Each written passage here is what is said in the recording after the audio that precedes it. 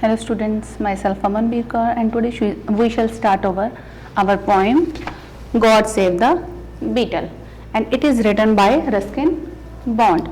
So let's discuss now what the poem is all about. Lord, please give some sense of direction to this beetle. The poet here is saying to God that please make this beetle understand where to go and where not to, who keeps blundering through the open window and falling into the goldfish bowl. Every now and then an insect called the beetle is coming in his room through the open window and making a mistake and falling inside the goldfish bowl. Twice I have kept him from drowning and returned him to the garden. 2 times the poet has helped him to come out of this bowl and return to the garden, move out of his room through the window. But he keeps coming back, zooming and diving about the room until plop.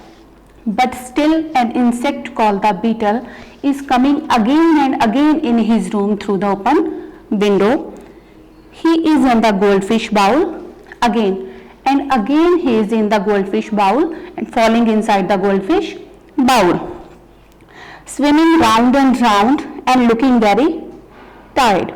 Now this beetle trying hard to protect himself from drowning, and then he gets tired. In 5 minutes time I must go to bed. In the next 5 minutes I am going to bed to sleep.